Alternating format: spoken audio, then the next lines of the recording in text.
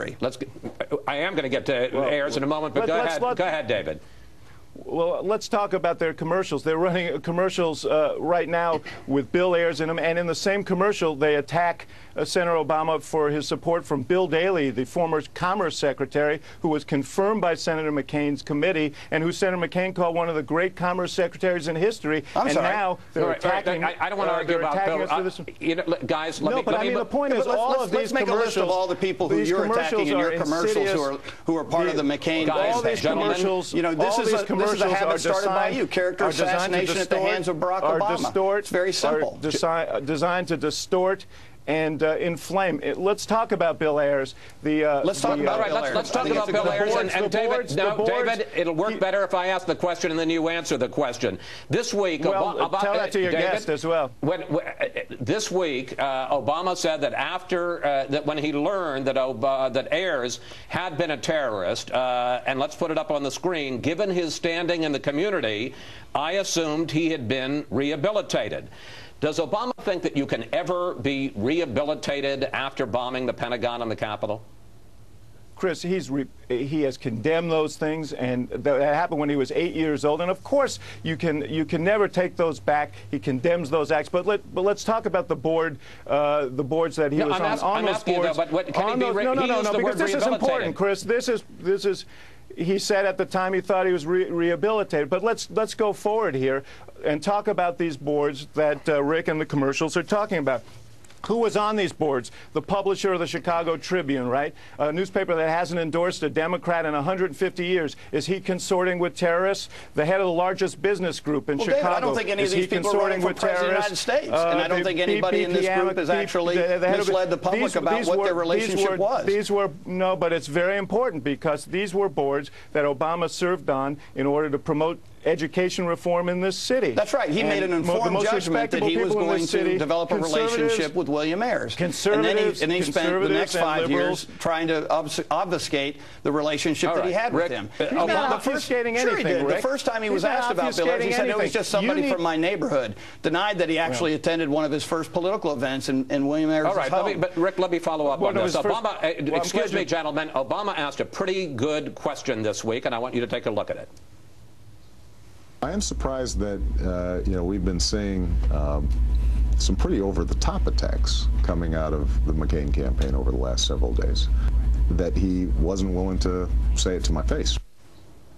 You obviously have no problems confronting David Axelrod about William Ayers. Will John McCain confront Barack Obama about his relationship with William Ayers and explain why it's relevant at the debate on Wednesday? Oh, I don't know what's going to happen at the debate on Wednesday, and it depends upon the kinds of questions that the moderator asks. I didn't notice that the moderator asked any questions about Bill Ayers. I don't notice that the press asked any questions to Barack Obama about Bill Ayers. I mean, this is one of the reasons why I think it's a germane topic in this debate, because the press is basically given a free pass to Barack Obama so that none of his background gets challenged. And so whether it's his relationship with Bill Ayers, his relationship with Tony Rezko, his relationship with the Acorn Group, which is under investigation right now, and many other things, if you would just come clean in the Obama campaign and actually tell the public what's been going on in Obama's life, look, there are legitimate questions about his experience and his background that deserve public scrutiny, and I think it's germane to the outcome of this election.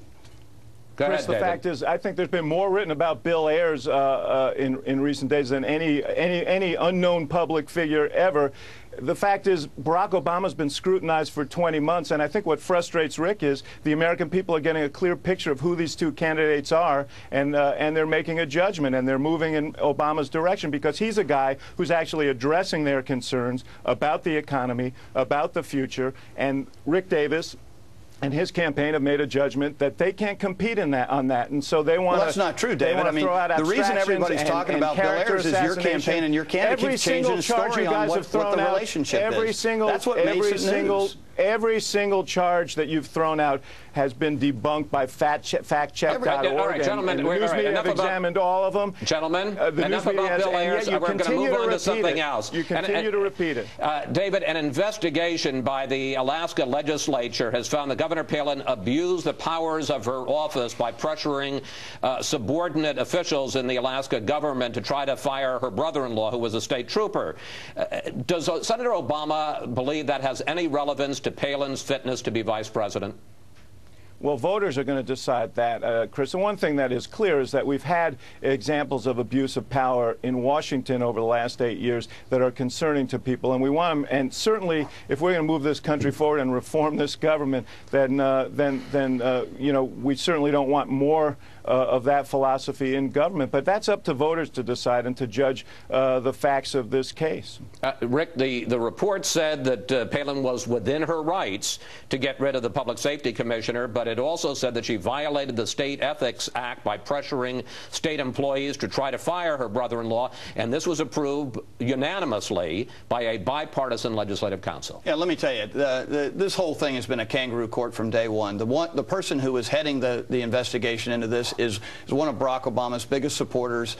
This was going nowhere until the point at which Sarah Palin was asked to join our ticket, and at which point it became a big public circus. And frankly, everyone in Alaska has treated it as such. The reality is there was absolutely no wrongdoing found in the report. 1,000 pages, an enormous waste of time, and the best that they could come up with was no violations of any kind of laws or ethics rules. But she violated the State Ethics Board. But that she acted within her power and scope of authority as governor to do exactly what she did.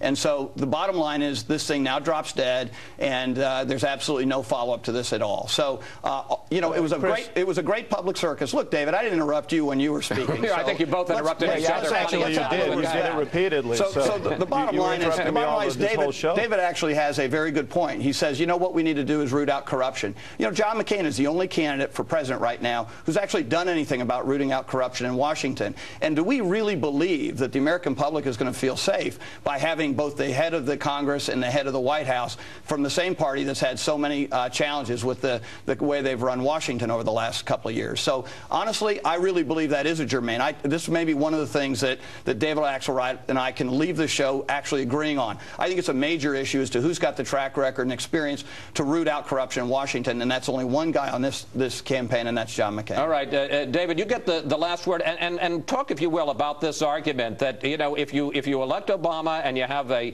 strong Democratic majority in both the House and the Senate, you're giving total control of the government to the Democrats. Look, I think the way you root out corruption in Washington is first take on the lobbyist culture. And, you know, what we can't have are lobbyists making millions of dollars selling access to public officials, as Rick has done, selling access to Senator McCain. Well, David, what do you think you've been doing in your organization? That is not how you clean up corruption in Washington. You thought that the patronage politics of Chicago was a better model for Washington than the law and order model that we currently occupy. I think everybody ought to read that while you give these kinds of comments. That is not what I said. Rick, why don't you answer the question about whether you sell access to Senator McCain? That's been reported in the newspaper. Is that false? Well, I think that's the point. Let's report what you do in your business in the newspapers. No, I think it'd be answer the question. reading. Do you sell access to Senator McCain? No, I don't. Is that how you've made millions of dollars? You've never done that. Nobody has ever been told that they ought to hire you if they want to get to Senator McCain. I'm asking you. Character assassination has become the hallmark of the Obama campaign. This is the kind of thing that he just railed against when he first got on. And now anybody who watches the show knows otherwise. Attack. Gentlemen, we're going to have to end it there, and I'm glad to say that we settled all that. David, it's nice to see you on TV. Right. Wow.